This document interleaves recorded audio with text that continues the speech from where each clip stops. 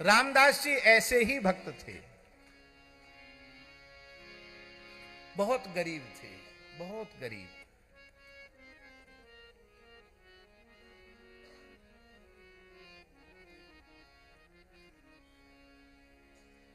द्वारिका के ढींग ही डाकोर एक गांव रहे।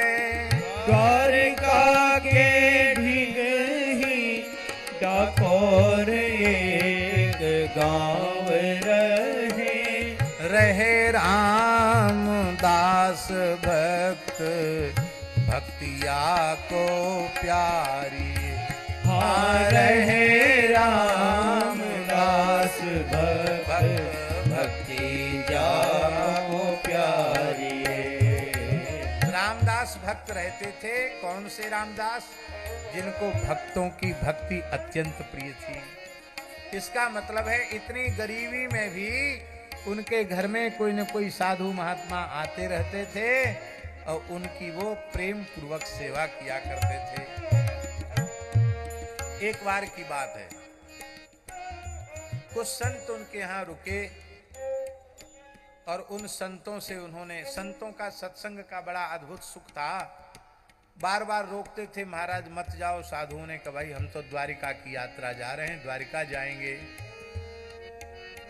तो उन संतों ने क्या कहा, झा जी कि रामदास जी हमारा मन है कि इस बार आप भी चलो द्वारिका। आपके जैसा कोई समर्पित भक्त होगा तो कथा सत्संग का सुख ज्यादा मिलेगा। तो रामदास जी उनके साथ द्वारिका चले गए और जब द्वारिका पहुंचे तो एक झलक जैसे ही द्वारकाधीश शरण छोड़ राय की प्राप्त की, बस एक ही झलक में अपना तन मन प्राण सर्वस्व न्यौछावर कर दिया, हो गए उनके हमेशा के लिए। भैया दर्शन तो सब करते हैं, पर वस्तुतः ठाकुर जी का दर्शन करना किसी प्रेमी को आता है। प्रेमी की आंखों से ठाकुर जी का दर्शन करें, कैसा अद्भुत दर्शन होता है। अब संत तो चले गए, अब रामदास जी का प्रेम हो गया। अब वो लौट के आ तो गए अपने गांव, पर उन्होंने नियम बना लिया कि हर एकादशी को अपने गांव से पैदल चलकर द्वारिका, डाकोर से पैदल चलकर द्वारिका जाना और दशमी को वहां पहुंच जाना, एकादशी को वहां निर्जल उपवास करना, गोमती सागर संगम में स्नान करना और पूरी रात बैठकर ठाकुर जी के सामने नाम संकीर्तन करना। पुजारी शयन करा के चले गए, ताला बंद करके, बस जगमोहन में बैठे पूरी रात कीर्तन। और द्वादशी को महाराज जी तुलसी का गमला लेकर चलते थे अपने सिर पे रख के। इतने दिन उनको लगते थे, वो तुलसी के पौधे में वहां पहुंचते पहुंचते मंजरी आ जाती थी, तो वो मंजरी सहित तुलसी भगवान द्वारकाधीश को अर्पित करते थे। अब यहां एक प्रश्न है, द्वारिका के ढिंगही डाकोर एक गांव रहे, तो द्वारिका और डाकोर में तो बहुत दूरी है। कितनी दूरी है? अरे आजकल तो मोबाइल में सब देख लेते, देखो डाकोर से द्वारिका कितने किलोमीटर है।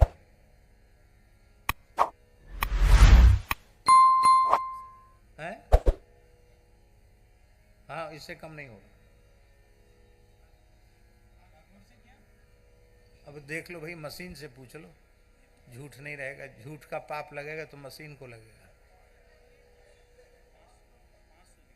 हैं? देख लिया? सीतासन कहेंगे तब विश्वास करें। हैं? 500 है। हाँ 500। लो, अब पक्का हो गया, हनुमान जी की मोहर लग गई। 504 किलोमीटर। अब आप विचार करिए महाराज जी, 504 किलोमीटर एक दिन में कोई व्यक्ति चलेगा तो 50 किलोमीटर चलेगा, इससे ज्यादा तो चलना कठिन है। तो 50 किलोमीटर चलेगा तो कितने दिन में पहुंचेगा? लगभग 10 दिन में पहुंचा। और फिर वहां से चला तो पहुंचा, और फिर आ गई एकादशी, महीना में 2 बार आती है। तो एक प्रकार से रामदास भगत का पूरा महीना आने जाने में ही समाप्त होता था। और धन्य है रामदास भगत की गृहिणी कैसी रही होगी, वो अपने पति के भजन के मार्ग में बाधक नहीं बनती। छोटी सी गौ सेवा है मैं कर लूंगी, और छोटी सी खेती है मैं कर लूंगी, और घर पर आए गए संतों को भी जिमा दूंगी। ये मेरी भी तो थी ही। तो फिर यहाँ प्रियादास जी ने टीका में द्वारिका के ढिंग ही डाकोर एक गांव रहे। ढिंग क्यों कहा? भैया प्रेमियों के लिए दूरी दूरी होती नहीं है, प्रेम नहीं होता उनमें दूरी होती है।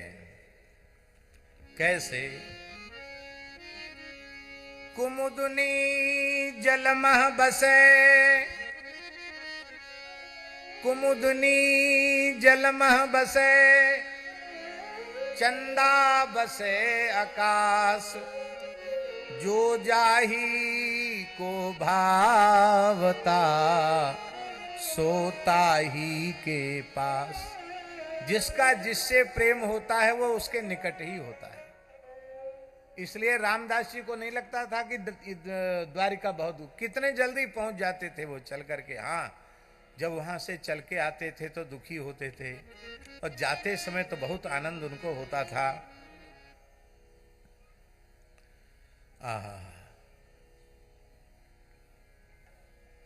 एकादशी करते थे, जागरण एकादशी करें रणछोड़ जू के। द्वारिका आकर के रणछोड़ राय जी के सामने एकादशी करते थे। एकादशी में जागरण का विशेष महात्म्य है। उपोष्य एकादशी विधिवत करोति जागरणम निशि, नृत्यम संकीर्तनम भक्त्या हरिस्तस्य बसे भवेत्। भगवान व्यास पुराणों में लिख रहे हैं, जो विधिवत एकादशी व्रत करके रात्रि जागरण करता है और भगवान के सामने जागरण के समय संकीर्तन करते हुए नृत्य करता है, भगवान उसके बस में हो जाते हैं। बोलो श्री एकादशी महारानी की जय। विधि पूर्वक एकादशी में दशमी को एक समय भोजन करना चाहिए, क्योंकि रात्रि भोजन किया जाएगा तो दूसरे दिन तक पेट में अन्न का संस्कार रहेगा।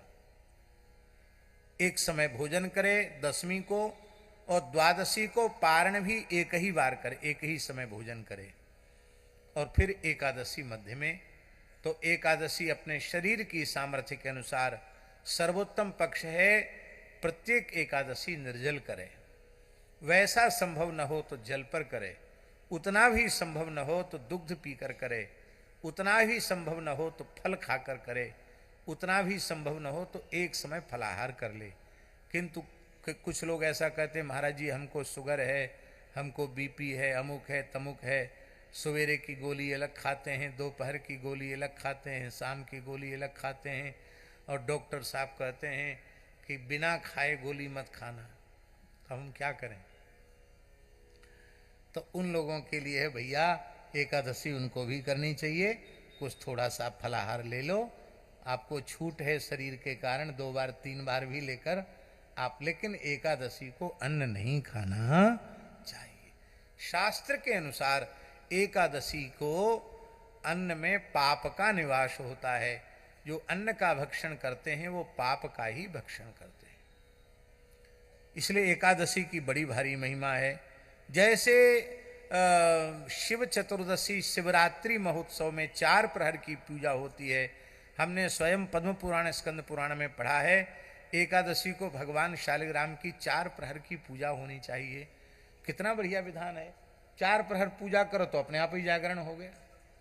हमारे वृंदावन के पूज्यपाद भक्तमाली श्री मथुरादास जी महाराज प्रत्येक एकादशी निर्जल करते थे, और कथा तो मौन भी रहते थे, कथा में केवल बोलते थे, और पूरी रात कोई जगह न जगह तुलसी के गमले के पास बैठकर पूरी रात कीर्तन करते थे। सवेरे 4 बजे फिर स्नान के लिए चले जाते थे। वे केवल कहते नहीं थे, जो कहते थे वो उनके व्यवहार में। बोलो श्री मथुरादास जी भक्तमाली जी महाराज की जय। तो इस प्रकार से एकादशी करते। अब महाराज जी होते होते जवानी में नियम आरंभ किया था और अब बुढ़ापा आ गया। अब ठाकुर जी इनसे बातचीत करने लग गए। द्वारकाधीश शरण छोड़ रहे जी रामदास जी के साथ जैसे ही मंदिर में एकांत होता तो ठाकुर जी प्रेम से इनसे बतराते, बातचीत करते और बातचीत करके कहते कि देखो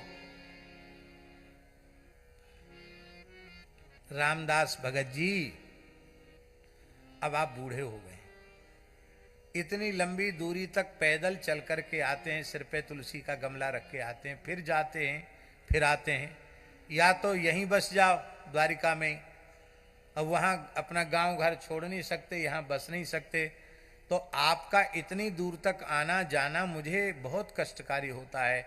इस बुढ़ापे में आप इतना श्रम करते हैं। देखो अब मेरी आज्ञा है, अगली एकादशी को मत आना। मैं तो सर्वत्र व्यापक हूं, हरि व्यापक सर्वत्र समाना, वहीं से मेरा स्मरण कर लेना। आप हाथ जोड़कर कह देते प्रभु जो आज्ञा, और फिर पहुंच जाते एकादशी को तुलसी का गमला लेके। एक दिन भगवान ने ऊपर से थोड़ा क्रोध का नाटक करते हुए कहा, झुंझला कर कहा, कितनी बार मना किया आपको, आप हर बार गिरते पड़ते यहां तक आ जाते हैं, अब बूढ़े हो गए हो, कभी हाथ पैर टूट जाएगा तो क्या होगा, कैसे भक्त हो, मेरी बात नहीं मानते हो। ये रोने लगे, बोले महाराज यहां से तो मैं आपको जी हाँ करता हूं, पर जैसे ही एकादशी का चिंतन बनता है कि मैं व्याकुल हो जाता हूं, मुझसे रहा नहीं जाता है और मैं अपने आप चल पड़ता हूं आपकी ओर। इतना सुनते ही ठाकुर जी रोने लग गए। ठाकुर जी बोले मैं तो ऊपर से नाटक कर रहा था, मैं भी चिंतन करता हूं, तुम्हारे जाने के बाद दिन रात चिंतन करता हूं। अब मेरा भक्त रामदास घर गया होगा, अब वहां तक पहुंच गया, अब वहां तक पहुंच, अब चल पड़ा होगा, अब आता ही होगा, अब इतने कोस दूर है, अब इतने कोस दूर है, मैं भी अपलक नेत्रों से तुम्हारे दर्शन की प्रतीक्षा करता हूं।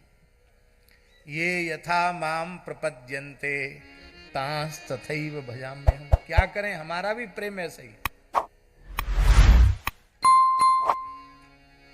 अब एक दिन ठाकुर जी बोले रामदास जी से, रामदास जी एक बात है, तुम्हारा मन हमारे बिना नहीं लगता और हमारा मन तुम्हारे बिना नहीं लगता, तो दो ही बातें, या तो तुम आके हमारे पास बस जाओ या हमको अपने संग ले चलो। आप नहीं बस सकते हो। रामदास जी क्यों नहीं बसना चाहते थे द्वारिका? महाराज जी गरीब आदमी हैं, मन में सोचते यहाँ आएंगे तो ठाकुर जी पे भार पड़ेगा, यहाँ क्या करेंगे, वहाँ छोटी मोटी खेती है, खेती करके गौ सेवा करके अपना काम चला लेते हैं, आए गए कोई न कोई संत आते हैं तो उनकी सेवा भी करने का सौभाग्य मिल जाता है। यहाँ कहाँ रहेंगे, गरीब आदमी कहाँ खरीदेंगे जमीन, क्या मकान बनाएंगे, एक नई वहाँ बनी बनाई ठाकुर जी की व्यवस्था है, यहाँ नई व्यवस्था कहाँ तक इकट्ठी करेंगे, इसलिए वो नहीं आते थे।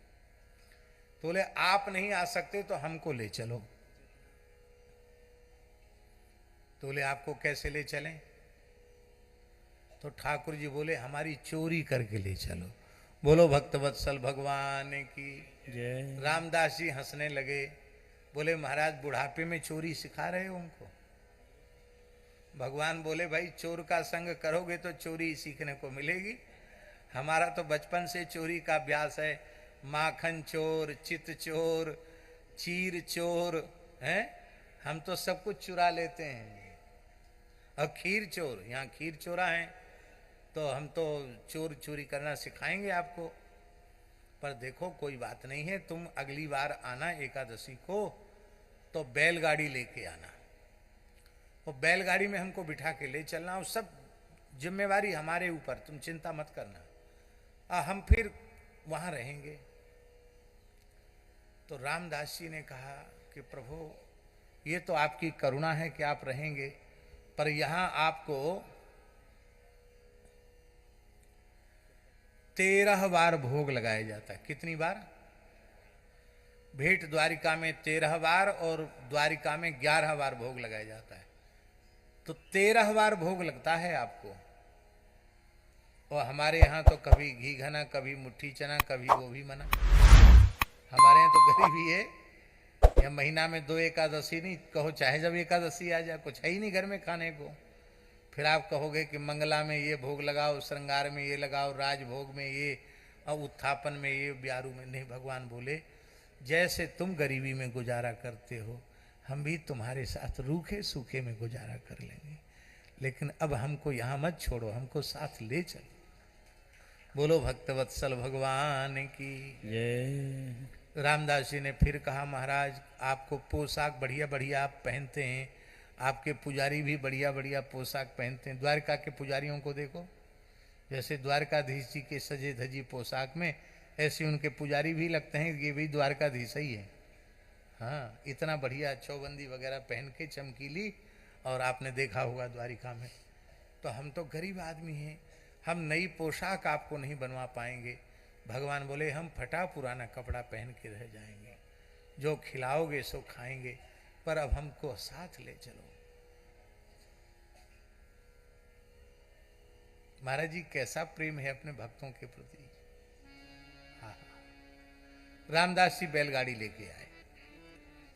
द्वारका के लोगों ने देखा कि रामदास बुढ़ाना बैलगाड़ी लेके आए हैं,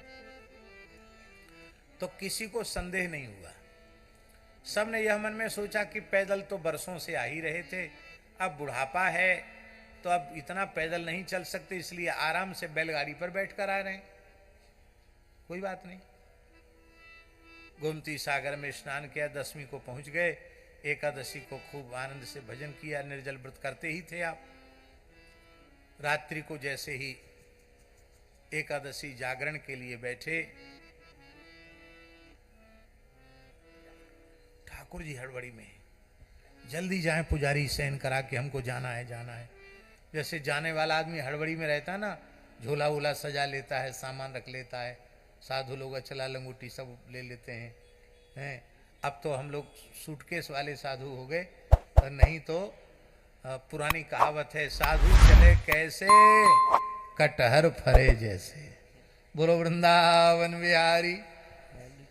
यहाँ आसन लटकाए धर, कमंड लटकाए धर, तूमा लटका हुआ है, साधु चले कैसे कटहर फरे जैसे।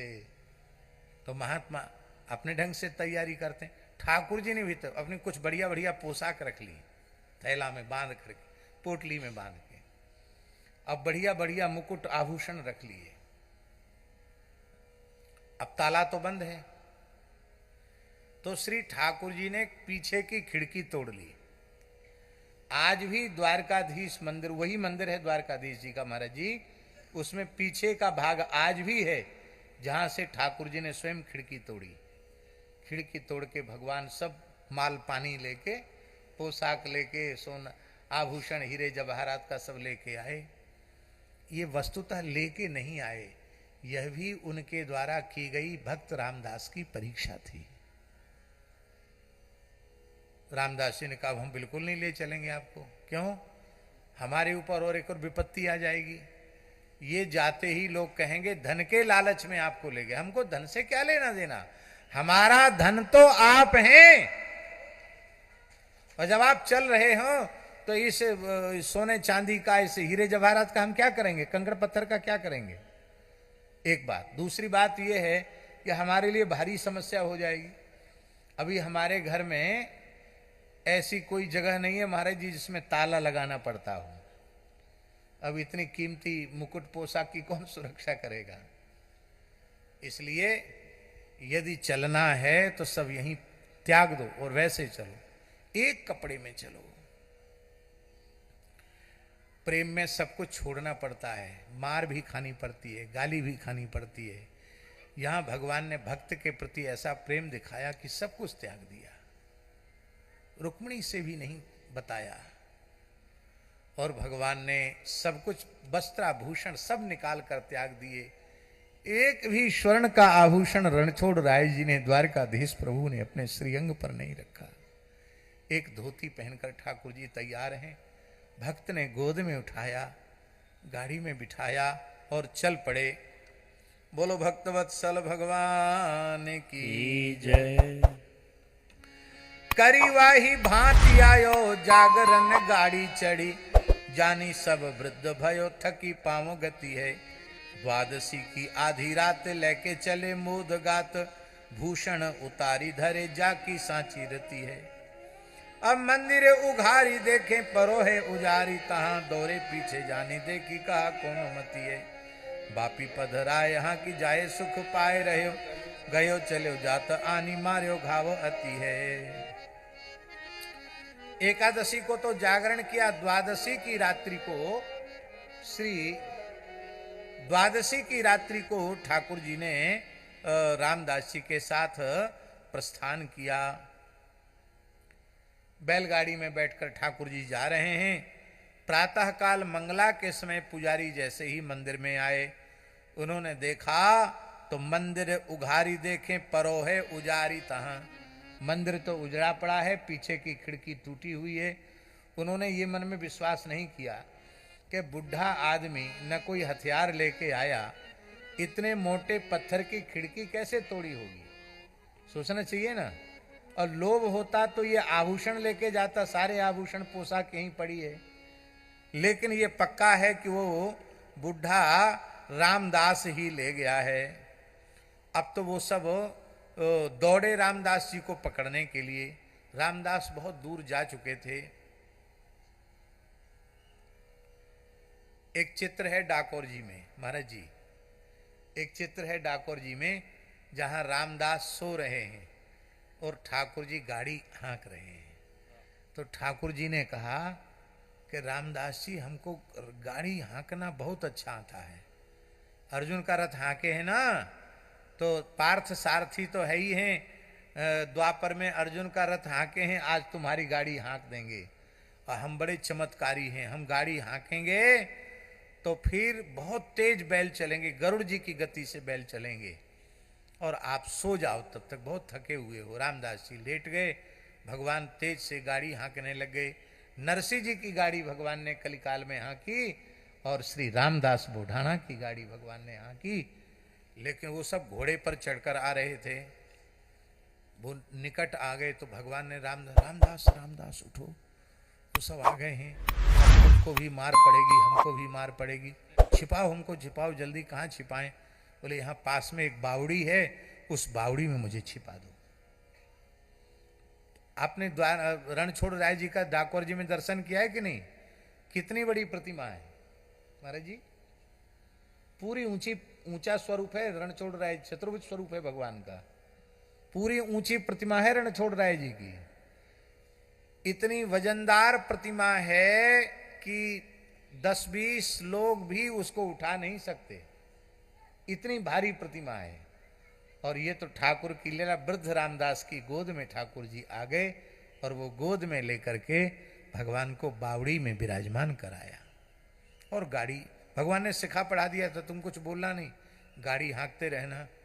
वो सब आए, देखा, अरे भगत रुक रुक, भगत रुक। आपने बैलगाड़ी रोकी, देखा कहाँ है ठाकुर जी, देखे ठाकुर जी नहीं गाड़ी पर। बोले तो ठाकुर जी नहीं, इसका मतलब और कोई चोरी करके ले गया। किसी ने कहा रे नहीं, ये बहुत धूर्तता कर रहा है, इसी की गाड़ी में ठाकुर जी हैं। क्यों? इस गाड़ी से सुगंध आ रही है, भगवान के श्रीअंग की सुगंध आ रही है, ये जरूर कहीं न कहीं छिपा के। आसपास देखो,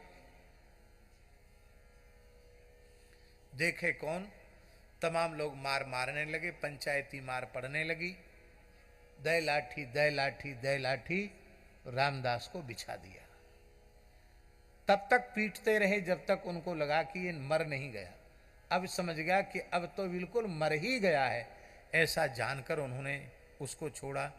और अब बैलगाड़ी को देखा, बैलगाड़ी में भगवान मिले नहीं। तब चारों ओर खोजने लगे, तो बावड़ी में उतर के देखा तो बावड़ी का पूरा पानी लाल हो गया था। तो ये पानी लाल कैसे हो गया? अरे बोले इसी ने लाल रंग घोल दिया होगा छिपाने के लिए। नीचे जाकर जैसे ही भगवान को पुजारियों ने स्पर्श किया, भगवान, कलिकाल की घटना है, भगवान कराहने लगे, आ आ आ आ, छुओ मत, बहुत कष्ट है। देखा तो भगवान के शरीर में लाठियों के चिन्ह हैं और उनमें से रक्त झर रहा है। कहा प्रभु ये आपको कैसे ये हुआ? बोले दुष्टो, पहले हमको लाठियों से पीटते हो, फिर पूछते हुए कैसे हुआ? यह है भक्त और भगवान का अभेद। नारद मेरो साधु सो अंतर नहीं। वो वृद्ध इन सैकड़ों ब्राह्मणों की लाठियां झेल सकता था क्या? रामदास के ऊपर तुमने लोगों ने जो लाठियां बरसाई, वो सब की सब मैंने अपनी पीठ पर झेली हैं। और रामदास हमको लेके नहीं आए, हम हठपूर्वक रामदास के साथ आए हैं। वैसे तो हम चले जाते, अब हम बिल्कुल नहीं जाएंगे। तब सब रामदास जी के चरणों में पड़े। रामदास जी तो चेतना में आ गए।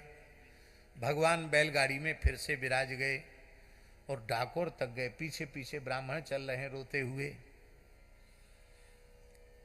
रामदास जी को तो दया आ रही। रामदास जी बोले भगवान अब कोई बात नहीं, आप चले जाइए।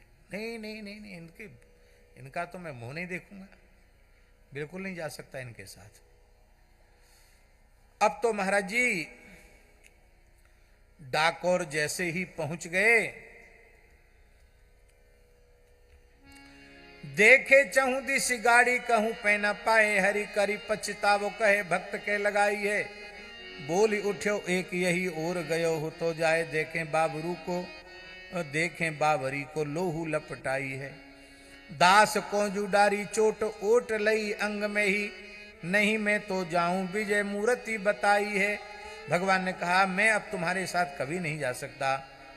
अंत में जब डाकोर पहुंच गए ठाकुर जी और ब्राह्मण रोने लगे, तो भगवान को भी थोड़ी करुणा आ गई। ब्राह्मण बोले महाराज हमारी रोजी रोटी तो आप ही हैं, आप ही चले जाओगे तो हम क्या करेंगे? तब भगवान ने क्या कहा, मेरे मेरी सम सोनो लेहु, कही जन तौल देहु, मेरे कहाँ बोल्यो बारी तिया के जताई है। भगवान ने ब्राह्मणों से पुजारियों से कहा कि हमारे वजन के बराबर सोना ले जाओ और जाओ कोई दूसरा काम धंधा कर लो। अब वो बावड़ी से उठा के लाए थे तो उनको पता था रे तो कई क्विंटल वजन के हैं, बहुत भारी वजनदार हैं भगवान। चलो कोई बात नहीं है, भगवान नहीं जाना चाहते हैं तो ठीक है, इतना सोना मिल जाएगा, बढ़िया से कोई बढ़िया धंधा कर लेंगे नया। और उनके मन में धन का लालच आ गया।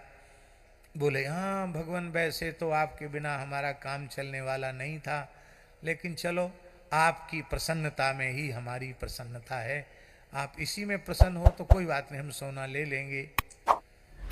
जैसे भगवान ने कहा बात पक्की हो गई, तो भगवान ने रामदास से कहा कि लाओ तराजू, हमारे बराबर सोना तोल दो।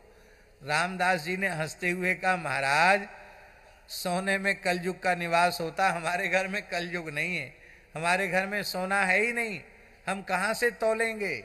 हैं कहाँ से तोलेंगे? हमारे यहाँ सोना है नहीं, कहाँ से तोलेंगे? तो भगवान ने कहा कि त्रिभुवन को तौल देने लायक सोना रखा है और तुम्हें पता नहीं है। तो पुजारियों का लोभ और बढ़ गया कि इसका मतलब यहाँ कोई न कोई खजाना है, इसका मतलब तो बहुत मिल जाएगा सोना। तो बोले कहाँ है? तो भगवान बोले सबके सामने थोड़ी बताया जाता, कान में बताएंगे। ये विग्रह लीला कर रहा है साक्षात, आप देखिए। तो रणछोड़ राय जी ने रामदास बुढ़ाड़ा के कान में कहा कि तुम्हारी जो भक्तिन है ना, उसकी एक बारी है।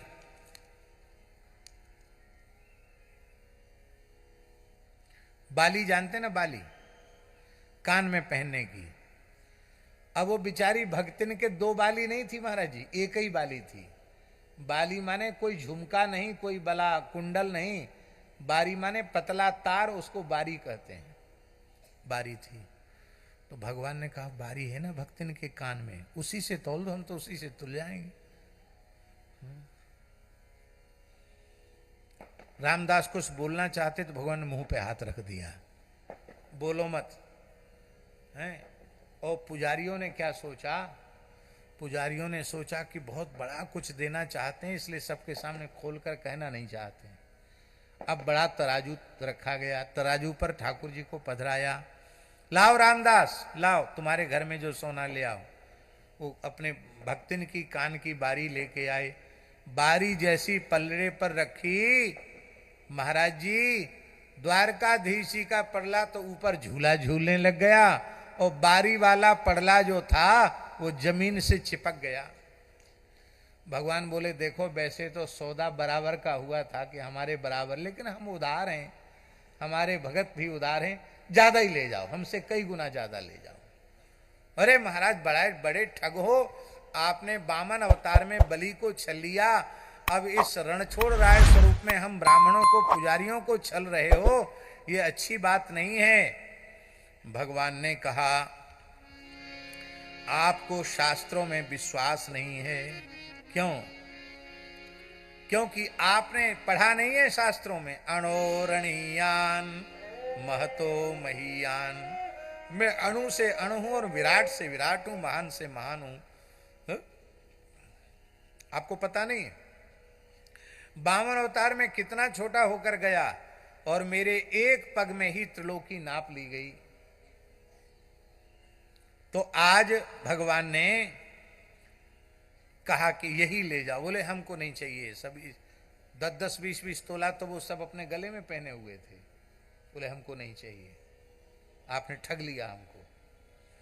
रामदास जी ने कहा प्रभु ब्राह्मणों का श्राप नहीं लगे, आप इनको प्रसन्न करके भेजिए।